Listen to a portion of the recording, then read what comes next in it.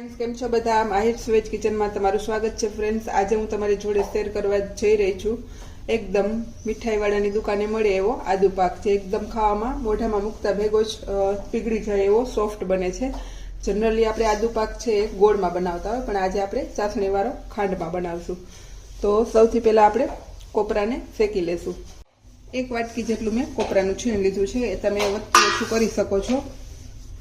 અને આને આપણે ખાલી એનું મોઇસ્ચર છે એ ઉડી જાય એટલું જ આપણે એને શેકી લેવાનું છે, અને બ્રાઉન નથી થવા દેવાનું.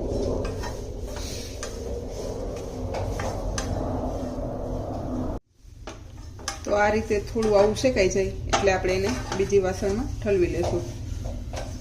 ખાલી આનું આપણે મોઇસ્ચર જ ઉડાડવાનું છે. કલર પણ ચેન્જ ન થવો જોઈએ, આવું સરસ વ્હાઈટ જ રહેવો જોઈએ. અને આ મેં છે છાલવાળું ઘરનું કોપરાનું છીણ લીધું છે. તમે માર્કેટનું લેશો તો એ તો સાવ એકદમ ડ્રાય હોય છે, તો એને શેકતા પણ જરા વાર નહીં લાગે. તો હવે આને આપણે નીચે ઉતારી લેશું. હવે એ જ પેનમાં આપણે 1 ચમચી જેટલું ઘી એડ કરશું, અને એમાં આપણે માવો શેકશું. માવો પણ આપણે વધારે ડાર્ક નથી થવાનું, પણ થોડું એનું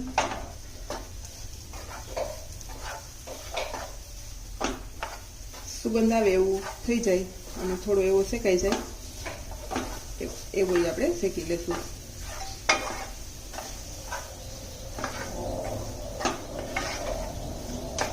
મેં 300 ગ્રામ આદુ લીધું છે, તો એમાં મેં 100 થી 150 ગ્રામ જેટલો માવો લીધો છે. આને આપણે એકદમ ધીમા ગેસ પર જ શેકશું, જેથી કરીને એ સરસ શેકાઈ જાય અને 15 થી 20 દિવસ સુધી એ આપણા રૂમ ટેમ્પરેચર પર આદુ પાક આપણો બગડે નહીં. એના માટે આપણે માવાને સરસ એવો ધીમા ગેસ પર શેકી લઈશું.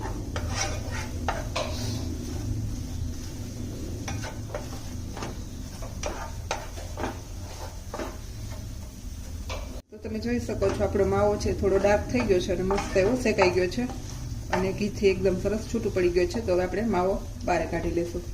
હવે જે આ ઘી બચ્યું છે એમાં જ આપણે થોડો ગુંદ એડ કરી દઈશું, જેથી કરીને સરસ આમાં જ ફૂટી જાય.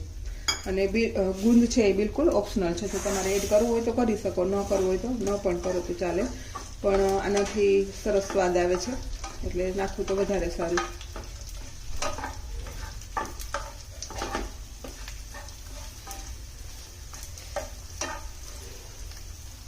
ફરી પાછું આપણે 1 ચમચી જેટલું ઘી એડ કરશું, અને એમાં આપણે 50 ગ્રામ જેટલો રવો એડ કરશું, અને રવાને પણ એકદમ સરસ ધીમા ગેસે શેકી લેશું. જનરલી આદુ પાકમાં બધા ઘઉંનો કરકરો લોટ એડ કરતા હોય, પણ જો તમે રવો એડ કરશો તો એકદમ સરસ સોફ્ટ થશે, અને જે આપણે મોઢામાં મૂકી અને ઉગડી જાય એવું બનશે. તો રવાને પણ આપણે સરસ ધીમા ગેસ પર થોડો બદામી જેવું થાય એવો શેકી લેશું. તો આ રીતે આપણે રવાને પણ ધીમા ગેસ પર જ સરસ ફૂલાઈ જાય આ રીતે એવો શેકી લેશું. હજુ આપણે રવાને થોડો શેકશું.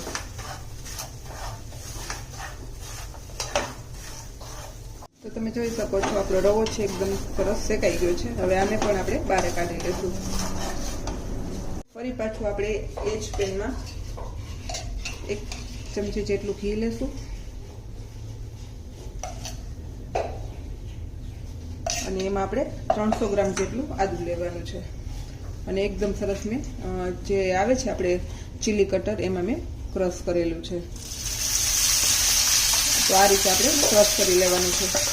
મિક્સરમાં કરશો તો આદુનું છીણ અલગ થઈ જશે અને પાણી પણ અલગ થઈ જશે. તો આ રીતે તમે જે આપણી કટર આવે છે એમાં ક્રશ કરીશું.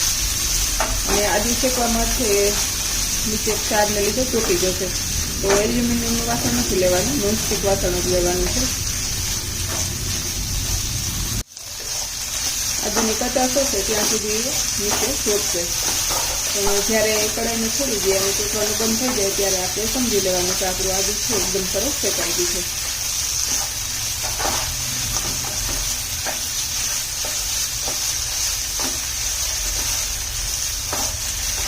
તો આ રીતે આપણે ધીમા ગેસ પર આદુ પણ સરસ એવું શેકી લેશું. તો ફ્રેન્ડ્સ, આપણું આદુ છે એકદમ સરસ તળિયું છોડી દીધું છે, અને હવે જરા પણ ચીપકતું નથી. તો હવે આપણું આદુ છે એકદમ સરસ શેકાઈ ગયું છે. હવે એમાં આપણે રવો શેકેલો એને એડ કરી દઈશું અને જે માવો શેકો એને પણ એડ કરી દઈશું અને કોપરાનું છીણ પણ એડ કરી દઈશું. આ બધું એડ કરી મિક્સ કરી અને સાઈડમાં રાખી અને ઢાંકી દઈશું. આ રીતે સરસ મિક્સ થઈ જાય એટલે આપણે એને થોડી વાર ઢાંકી અને રહેવા દેવાનું છે, જેથી કરીને બધું સરસ બફાઈ જાય. બીજા વાસણમાં 150 ગ્રામ જેટલી ખાંડ લીધી છે અને ડોબે એટલું આપણે પાણી એડ કરશું. આમાં આપણે ચાસણી છે એક તારની બનાવશું. બધા લેડીઝને કેવું હોય કે ચાસણી બનાવવામાં થોડું ઓલું થતું હોય કે ચાસણી બગડશે કે આમ કે તેમ, પણ જો એક તારની ચાસણી તમારાથી ન બની હોય અને થોડી ઢીલી રહી ગઈ હોય તો લાસ્ટમાં તમે આ બધું મિક્સ થઈ જાય પછી એને 1 થી 1.5 મિનિટ જેટલું ગેસ ઉપર ફરી રાખશો તો પરફેક્ટ પાછું થઈ જશે. પણ આમાં આપણે એક તારની ચાસણી બનાવવાની છે, પણ જો તમને ન ફાવતું એને વધે કે ઘટે એવું થઈ જાય, થોડી ઢીલી રહી જાય તો એ રીતે ફરી પાછું ગેસ ઉપર ચલાવી લેવાનું છે.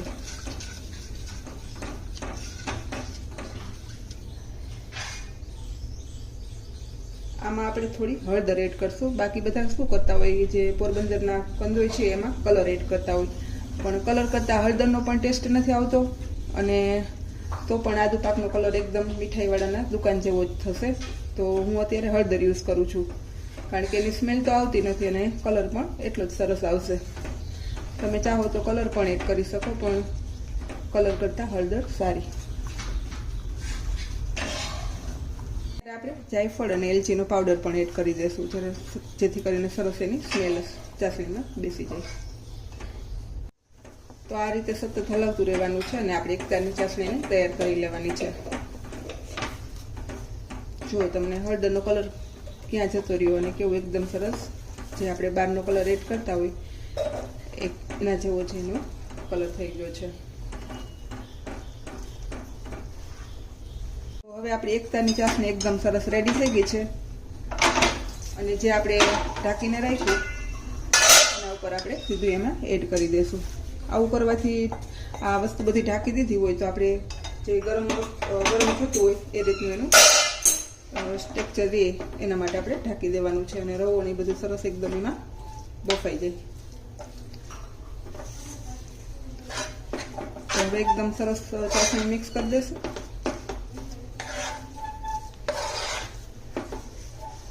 અને આપણે એને થાળીમાં કે કોઈ પણ તમારી પાસે ચોરસ વસ્તુ હોય તો એમાં પણ તમે ઢાળી શકો છો.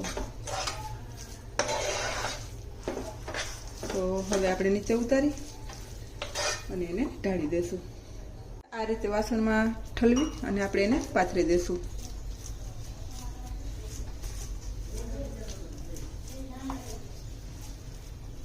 અને એકદમ સરસ લીસું કરી લેશું. જે આપણે ગુંદ તળેલો એને પણ ઉપર એડ કરી દઈશું. ગુંદને તમે અંદર પણ મિક્સ કરી શકો, પણ આનાથી દેખાવ સરસ આવશે અને સ્વાદ પણ થોડો ક્રન્ચી રહેશે.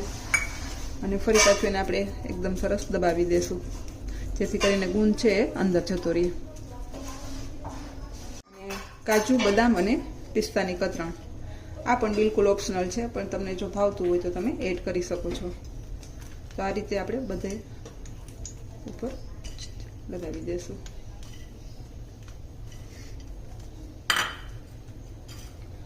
અને આને પણ થોડું આપણે વજન દઈ અને પ્રેસ કરી દેવાનું છે, જેથી કરીને એ પણ થોડા અંદર જતા રહે. અને હવે આપણે આને ઠંડુ થવા દેશું અને પછી એના કટ કરશું. ઠંડુ થઈ જાય પછી આપણે એને સરસ આવા કાપા પાડી લેશું. તો આ રીતે આપણે આડા અને ઊભા કાપા પાડી લેવાના છે.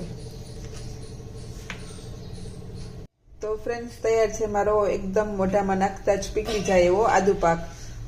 તો જો તમને મારી આ રેસીપી પસંદ આવે તો લાઈક કરજો, શેર કરજો અને સબસ્ક્રાઈબ કરવાનું ભૂલતા નહીં. અને આ રેસીપી બનાવવાની ચોક્કસથી ટ્રાય કરજો. Thank you, by.